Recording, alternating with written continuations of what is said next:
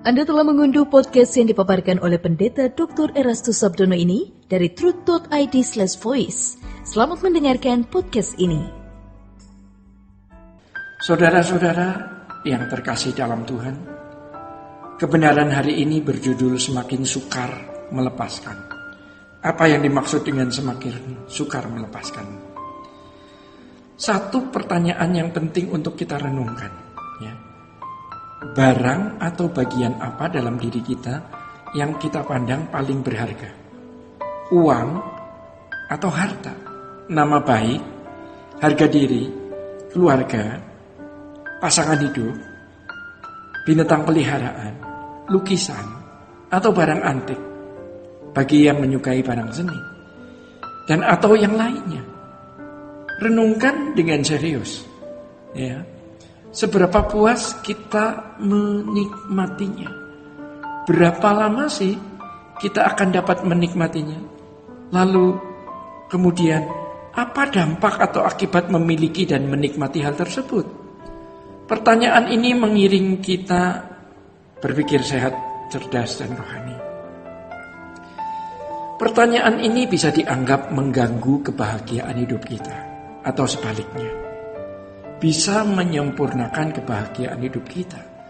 Mengganggu berarti mengurangi perasaan bahagia atau mengganggu kesenangan, karena diingatkan bahwa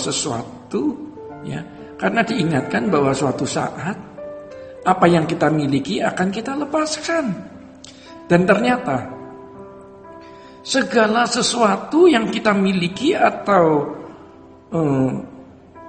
kalau tidak dikelola dengan benar, ya, jadi segala sesuatu yang kita miliki kalau tidak dikelola dengan benar, tidak membawa akibat apa-apa dalam kekekalan, bahkan bisa membinasakan kita. Seperti api, ia bisa menjadi teman atau lawan. Saudara-saudara, semua hal bisa menjadi kebahagiaan kita apabila kita menyadari bahwa segala sesuatu itu dipercayakan kepada kita untuk dinikmati walaupun sesaat, dan kita gunakan untuk melayani Sang Maharaja guna membawa akibat kekal. Kita bersyukur karena segala sesuatu yang dianggap berharga tidak selamanya menguasai kita. Harus diakui, semakin banyak kita merasa memiliki sesuatu, semakin berat dan sukar kita melepaskannya. Hal ini tentu tergantung dari sikap hati kita. Ya saudara, ada orang yang memiliki sedikit tetapi juga sukar melepaskannya karena menganggapnya banyak. Akan tetapi logikanya, semakin orang memiliki banyak, semakin sukar ia melepaskannya, sebab semakin sakit ia melepaskannya. Inilah yang dimaksudkan Tuhan Yesus dengan pernyataan, lebih mudah seekor unta masuk lubang jarum daripada orang kaya masuk surga. Dalam hal ini Paulus mengingatkan agar kita tidak berharap kepada sesuatu yang tidak pasti. Inilah tipu muslihat iblis untuk membinasakan manusia. Iblis membuat manusia terikat begitu rupa dengan segala sesuatu yang bukan datangnya dari Tuhan. Ya, terikat segala sesuatu yang bukan Tuhan juga. Inilah yang disebut Alkitab dengan percintaan dunia. Maka dari itu, Tuhan Yesus tidak akan pernah sembrono dalam ucapannya. Ketika ia berkata bahwa siapa tidak bersama aku, ia melawan aku. Dan siapa tidak mengumpulkan bersama aku, ia mencerai-beraikan. Itu mengandung tuntutan dan tantangan yang tidak boleh dianggap sepele. Dalam pernyataan ini Tuhan Yesus menantang kita untuk berdiri di pihak siapa? Ya, kita berdiri di pihak siapa? Dan hidup untuk kepentingan siapa? Seseorang tidak boleh ada dalam kelompok massa yang mengembang. Massa yang mengembang adalah mereka yang tidak memiliki niat untuk memilih atau mengambil keputusan. Kalau hanya menjadi Kristen dan menjadi aktivis, seseorang belum tentu termasuk dalam kelompok pemilih aktif. Nah, saudara-saudara, banyak orang Kristen yang merasa sudah memilih Tuhan, padahal mereka belum berdiri di pihak Tuhan. Kalau seorang pelayan jemaat atau aktivis menjadikan gereja sebagai bisnisnya pribadi, ia tidak akan bisa berkata tegas kepada umat. Sebab hal itu bisa mengganggu mata pencahariannya. Hal itu bisa mengganggu bisnisnya. Ya. Dengan gampangnya ia mengesankan bahwa semua yang sudah ke gereja, apalagi yang mendukung kegiatan gereja, berarti sudah di pihak Tuhan. Baginya yang penting menguntungkan pelayanan gerejawi. Ia juga tidak akan mengarahkan jemaat sungguh-sungguh untuk hidup sebagai pengikut Kristus yang sejati.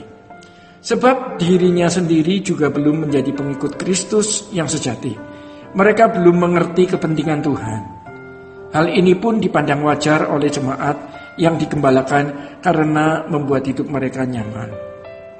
Oleh karenanya, saudara, benarlah apa yang dikatakan Paulus ya dalam 2 Timotius 4 ayat 3. Apa yang dikatakan Paulus? Seperti ini. Karena akan datang waktunya orang tidak dapat lagi menerima ajaran sehat.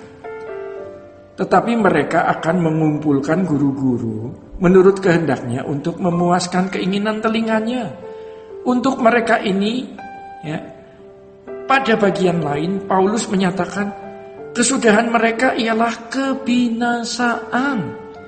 Tuhan mereka ialah perut mereka. Kemuliaan mereka ialah aib mereka. Pikiran mereka semata-mata tertuju kepada perkara duniawi. Tidak ada suatu kebutuhan kecuali kebutuhan tersebut berguna bagi kepentingan pelayanan pekerjaan Tuhan. Jadi saudara-saudara, cara hidup seperti ini bukan sesuatu yang mudah dilakukan. Sebab standar hidup yang dimiliki manusia pada umumnya adalah hidup untuk kepentingannya sendiri ya. Hidup hanya untuk kepentingannya sendiri.